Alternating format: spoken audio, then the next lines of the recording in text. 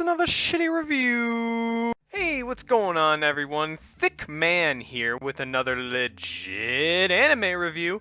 So today we're gonna be reviewing Tokyo Ghoul, an anime about goons. So just a side note before we begin, I will be reviewing the anime, but I'll also be comparing it to the manga. Also, I'll only be going over the original Tokyo Ghoul. I won't be going over Tokyo Ghoul. But that's about it in terms of rules, so how about we get on with this half-assed video already? So the story of this series is about a young boy named Ken Kaneki. I probably butchered that. But it's about him being thrust into the world of ghouls. Now you may be asking yourself, what in the flim-flam is a ghoul? Well, if you give me a few seconds to explain that, you impatient fuck, I'll tell you. A ghoul is kind of like a human, but isn't. They look like humans, but they aren't. Crazy, I know. Ghouls are sort of like a different species that eat human, and they can only eat human. Because ghouls have different taste buds than human, eating normal food tastes like absolute ass. And not only does it taste like ass, their body can't actually take in really any of the nutrients that normal food has, and will cause starvation or close to it. Ghouls are also a lot more durable than humans, and a lot stronger. They have skin that's different, so normal, like, knives, bullets, things along those lines can't actually pierce or really hurt a ghoul. And as in strength, they just outmatch humans completely. And if you haven't noticed, ghouls also have these red and black eyes. They also have this thing called a kagane, which is basically an extra appendage that grows out of their back, and it can grow from 4 different places. Each ghoul is different, so their kagane is different for each and every ghoul, but the basic premise behind a kagane is it is a appendage with the sole purpose of hunting down humans. Otherwise, a ghoul is really similar to a human. They think, talk, act, and look like us for the most part. And if you're a human and you figure out someone is a ghoul, it's usually too late, because you're either dead, and ghouls are kind of kept secret, almost. And back to our boy Kaneki, who's lived a relatively normal life as a human up until this point, until the one fateful day he falls in love with some big tits bimbo with glasses. Can't say I blame him though.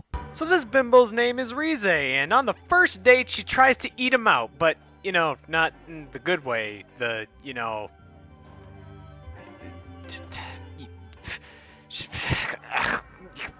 what I mean. She fucking tries to kill him, okay? Bite me. Right before Kaneki is about to get his intestines torn out the painful way, I don't know how there isn't a painful way for that, but right before his intestines are torn out, mysterious steel beams fall from the sky, destroying the thought before him. Our man is rushed to the doctors, but he is on the verge of death and is in dire need of some organs transplanted. Luckily, there was a donor on the scene. Hint, hint. From that point on, Kaneki is a half-ghoul, and he has to learn how to live as a ghoul while simultaneously being drawn into an endless pit of pain and suffering. The series mainly focuses on Kaneki, but it also shows a bunch of different sides from a bunch of different people, mainly the humans who are trying to fight the ghouls. And that's the basic gist of the plot.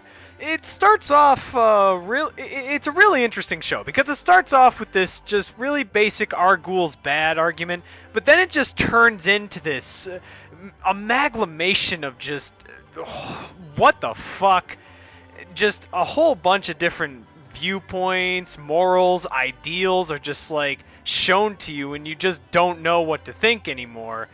It doesn't become that simple anymore, and one could say it unravels itself. You'll get that joke eventually. The animation is pretty solid. I don't have too many complaints. I feel like the anime is a bit easier to follow than the manga sometimes, because the panels don't exactly convey everything the cleanest way sometimes. And at least for the first season, it follows the manga pretty well. But of course it takes some liberties here and there. And also the second season doesn't really follow the manga anymore, and it takes its own turn on things. It kind of just hashes things together its own way, and just sort of expects it to work. It's not to say that it doesn't in its own right, it doesn't end up making any sense later on. This becomes a real problem when you actually continue watching on to Season 3, because Season 3 goes back to following what the manga actually is, so there's a bunch of shit that just isn't filled in, and Season 2 of Tokyo Ghoul is actually pretty different from, what actually happens in the manga. But, I mean, either way, it's still enjoyable. Oh, motherfucker, you in trouble now! It's pretty good. I really do like this series. It brings a lot of interesting things to the plate. One of the really good things is the opposition between ghouls and humans, and the morality they have between, fighting each other. Some humans are horrified of ghouls and think of them as these bloodthirsty creatures and only that, while some ghouls see humans only as food, basically just livestock waiting to be eaten. However, when you start watching Tokyo Ghoul, you start to see that it really isn't just that simple, Things are a lot more complex. Everyone, including ghouls, humans, everyone has their own point of view on things, Some ghouls want to be friends with humans, some humans want to improve relationships between ghouls and humans. You'll start to see everything isn't so black and white. And because you see so many perspectives, there really isn't any clear-cut bad guy, at least most of the time. You get to learn a character's dreams, motives, and aspirations. You just kind of end up rooting for everyone. And this leads into another great part about Tokyo Ghoul, which is character growth. Almost every character grows and develops. They make mistakes, they learn from them, and they grow stronger and wiser. This isn't exemplified any more than with the main man himself, Kaneki. He starts off as a nice, normal, human college student, nothing terribly spectacular, but then he turns into a half-ghoul and starts witnessing and experiencing events that shape and form him into a monster or a new person.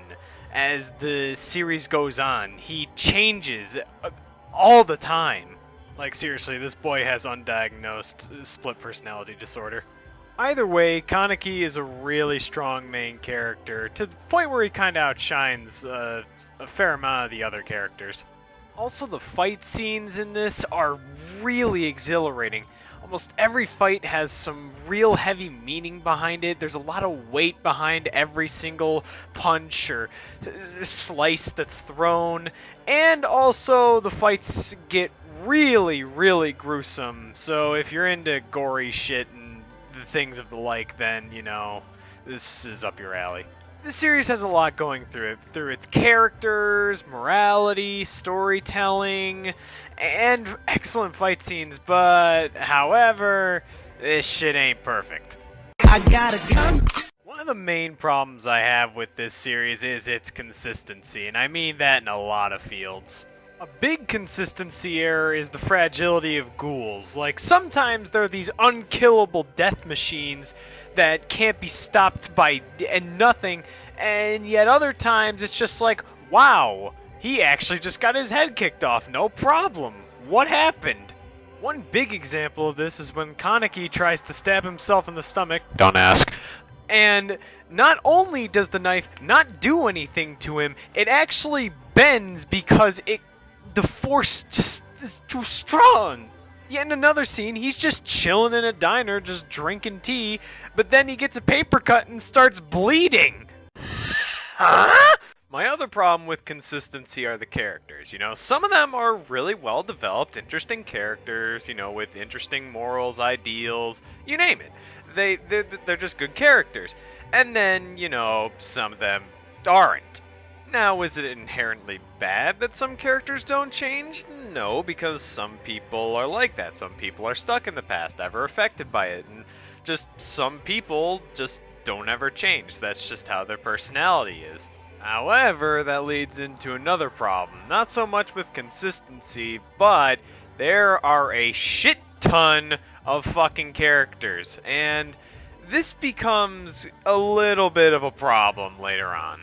There is a lot of death in this series, and not many people are safe. So when you have a bunch of people who are showing up attempting to be important, and then subsequently dying, it kind of loses the emotion because, like, you're most likely not even going to remember their name or who they are or what the hell their significance was.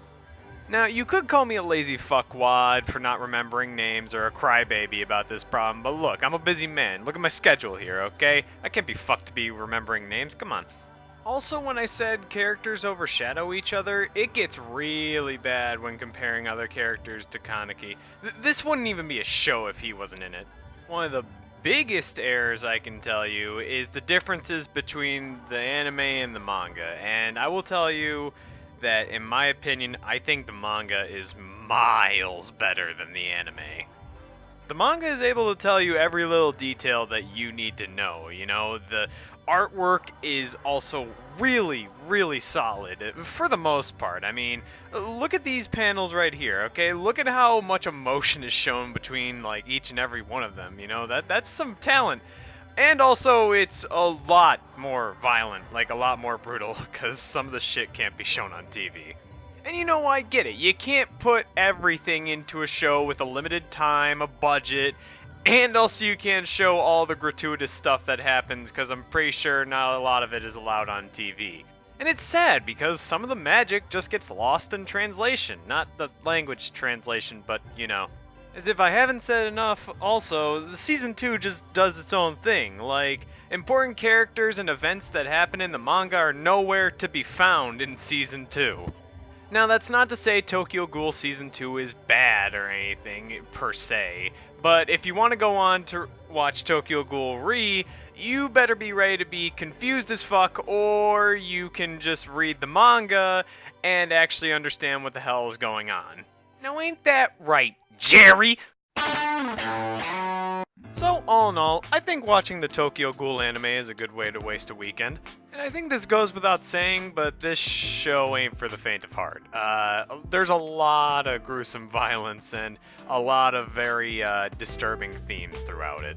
Despite the fact that I love this series, I can't call it perfect. But that's not to say you'll have the same problems with it that I do. You may beat your dick to all the violence, or you may just not like the show in general. I mean, it's your own fucking opinion. I don't give a shit. Although I do feel this series is completely worth your time. It has a gripping story, great characters, intense fight scenes, a killer soundtrack, and a beautiful art style. Although I do highly suggest you read the manga if I haven't pounded that into your head already. All in all, I give this baby child a 10 out of 100. And Tokyo Ghoul an 8 out of 10. Just please let me find happiness. It's been so long.